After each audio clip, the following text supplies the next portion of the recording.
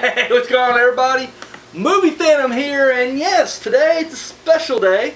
A special video, if you will. Apparently what's going on right now in the community is everybody is posting their top 50 horror films of all time. It's happening. And anyways, so it was yesterday or the day before, I think it might have been yesterday, I caught a good friend of mine, Justin Ryan, 1988. He started his. And of course he was like inviting everybody to, jump on board and everything. And actually that's where I first heard of that. I checked some others, since then, but that's where I first heard of that. So I'm definitely giving him credit for me doing this right here. And yeah, so it sounded like fun, and I was like, let's do this. Let's hit this up. Now some people are actually going head first into it and just like knocking them all out, like a big fucking video of all 50. He went, and some people were doing just 10 at a time, and Justin went 10 at a time, so I decided I'm going to go 10 at a time because it would just be a little easier to digest that way. Now, I'm not going to lie, let me just state this before I even get started on here. This was a fucking headache. Like, not even joking. Oh my god, I didn't realize, like, I thought it'd be easy. I'm like, because I have, like, an idea of what my top 10 is. And I was like, I'll just grab the ones that I know are just like 10-star films or 5-star films or whatever, and I'll pull them out, and then I'll pick. And then before I knew it, I had to like cut. Like I literally had like 72 like DVDs, and I was going through them. And then I had the, I was like, oh shit, there's movies I don't own that are clearly in the top 50. It was a process. Now I will state this right now, and this is with the top, I'm going to say top 5, because I'm not going to lie, my top 10, I'm the kind of guy, and I'll give you an example here.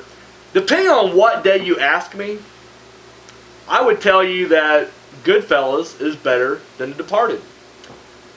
However, you may get me on another day, and I'll be like, no, The Departed is better than Goodfellas. That's just how I am. It just depends on this. It's a certain kind of mood kind of thing. Both are great fucking films. Both are 5-star fucking, up there, right fucking here. And they just kind of do this number quite a bit. And I noticed that when I started doing this top 50 that almost every fucking movie was doing this shit. Like I was like, fuck. Like if you would have asked me last week, I probably would have said that this movie was better than this one. So I'll tell you right now, this is not like set in stone at all. And I'm sure if I was to do another top 50 next year, it would be completely different. Probably the same movies, but it's rearranged. And I'm sure the last 10 will probably get swapped out or whatever. In fact, the last 10 were the toughest ones because it was like there's so many that could have fell, and I had to cut some, and it was awful.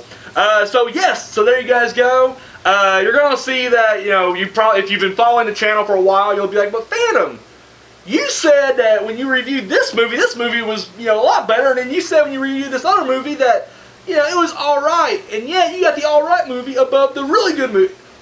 Cut me some slack. This was a pain in the ass. And if you have any problems, I will suggest you guys go out there and do your own top 50, and you can see how fun it is. So anyways, here we go. We're going to jump right into this. Wow, here we go. So today I'm just doing 10, so we're going 50 to 41. Now, number 50, I do not own a physical copy of. I need to. I don't know why I don't, because it was literally the movie when it came out. It was my favorite movie of that year, not just horror, but just in general. And yeah, that movie in question is Sinister. I dug Sinister. And don't get me wrong, I think Insidious was the scarier of the two, but I think Sinister had a way better story. I just love the idea of this demon that literally, like, it's just a chain reaction thing, and once you're already in the house, you're fucked. Like, you literally, like, that whole movie is just like, you could have just been there being like, you're fucked, you're done, and it's over. But no, the story, you have hope, like, it doesn't matter, he's fucked. And I love that. I love that idea right there. Because the one thing about haunted house movies that, especially the early ones, people always say, well, why don't you just get out of the house? Well, with the recent addition of these, newer horror, ghost movies, you can't get out of the house because you're fucked anyways. Like, no matter what. I love that. So no, I'm definitely, Sinister I thought was really great. I thought it was very atmospheric. It was awesome. So yeah, it was boom. It came in at number 50. All right, 49. It's a 2-pack, so we're going to go with the first half here. Child's Play. The Howling, spoiler alert, did not make my top 50. Great movie. Loved The Howling. Just wasn't top 50 good. Child's Play, the original. In fact, none of the sequels made it. Bride Chucky was pretty fucking close. And that was in that pile of what do I cut? And I'm more horror than comedy, so I had to take Child's Play. But yeah, just good stuff. I'm not going to go through too much detail on these movies. You guys seen these. You had to have. Now, that was one thing I noticed as I'm watching a lot of these top 50s, that sequels aren't making it as much. I'm not going to lie, I had a shitload of sequels ready to go. Now, a few actually did slip through the cracks. And that's what we got right here. I'm going with New Nightmare. Yes, and I know it's cliche to be like, well, because Wes Craven did, 2 of the 7. That's always everybody's top 2 favorite. Well, they're the top 2 best movies, and that's why everybody picks them. It ain't my fault. Wes Craven's a fucking beast and can, produce good movies. Yeah, this is it's my second favorite Nightmare on Elm Street movie, and honestly, just an awesome flick in general. I hate the fact that it did kind of kill the franchise in the sense that, like, once you take this movie, because this movie is kind of like it takes away from the rest of the movies. You establish that all those other movies were just in fact films, and now this is set, breaking the fourth wall. This is set in reality, and then you can't really put a sequel on top of this, which is why it floundered and we didn't get any more sequels after that. However, still an excellent fucking movie, and yeah, one of my favorites. This movie I almost forgot about. Literally, I had to go back through just to make sure, because I know here now I probably left out 2 or 3 already, but this was one of those that I was like, fuck. And then I was like, well, shit, it's not horror in a traditional sense. I mean, it's considered a horror movie, I guess, but it's definitely more dramatic. But it is one of my favorites, and I couldn't not throw it in there. Interview with the Vampire. Boom.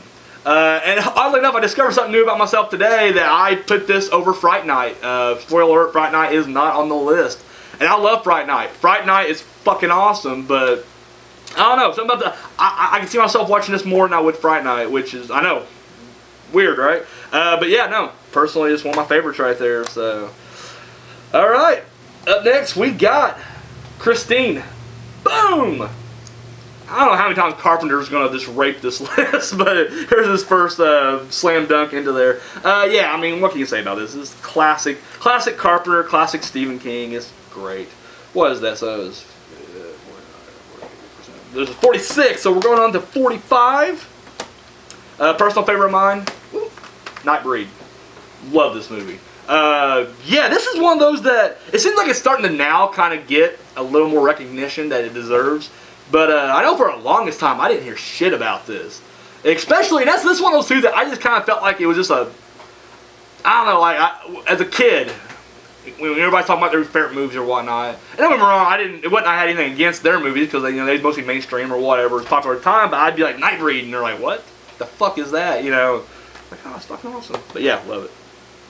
Alright, now this is something too, I was going through, and as I'm talking about sequels, I realized, hey, I enjoyed the Friday the 13th series better than the Halloween series, because more Friday the 13th movies made it on this list, which really shocked me, because if you would have just asked me point blank, I would have been like, oh, well, Halloween.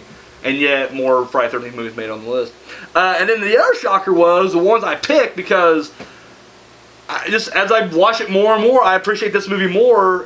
This actually pushed the final chapter out. Part 4 is not in my top 50.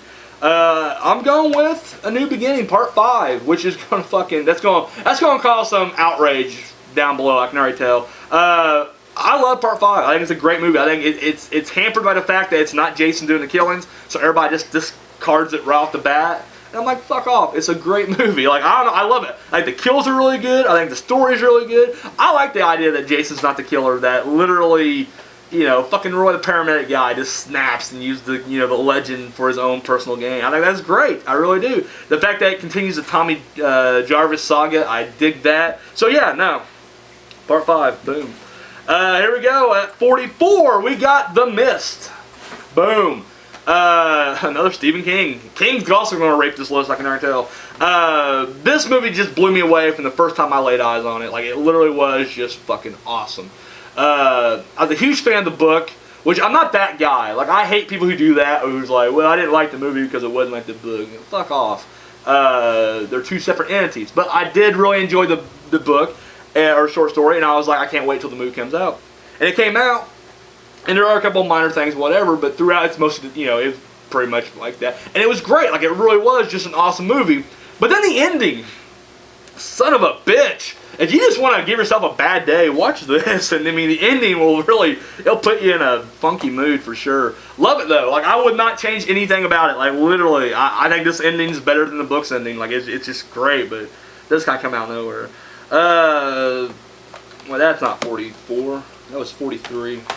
I should have these numbered by now. All right, at 42, Stir of Echoes.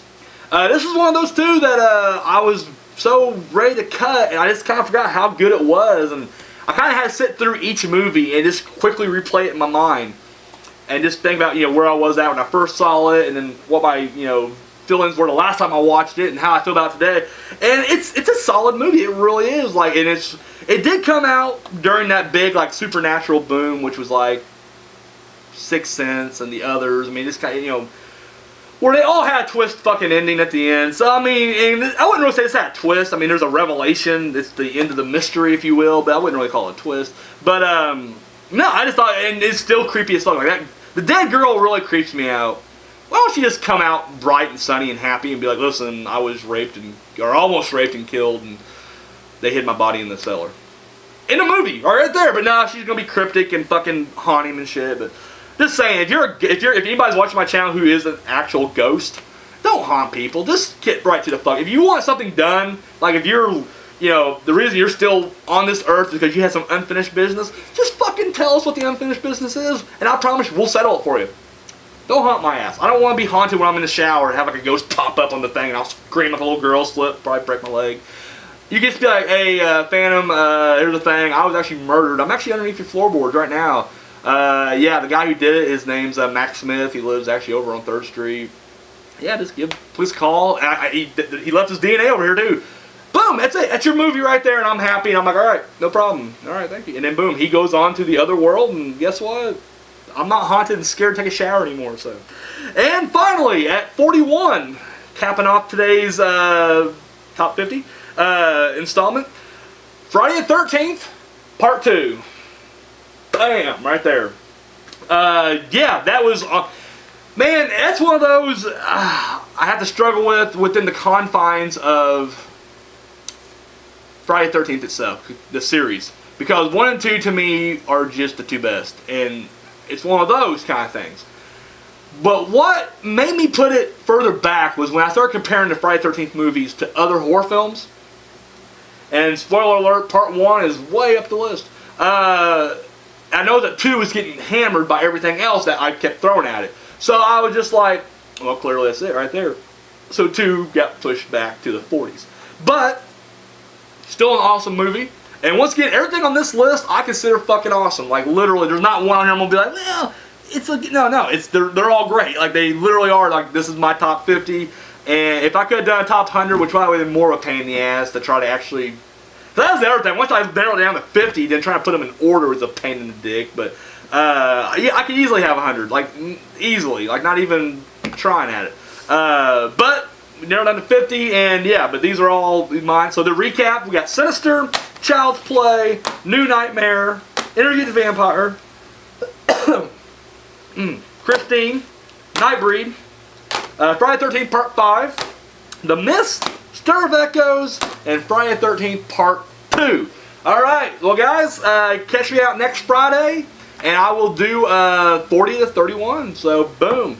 So guys, I encourage everybody, this is a lot of fun, I'm not gonna lie, like, I mean, it is a little time consuming, and you will rack your brain. If you're a true horror fan, unless you just got everything cemented in your mind, this is fun to do, and it really is cool stuff. So I really encourage everybody out there, do a top 50.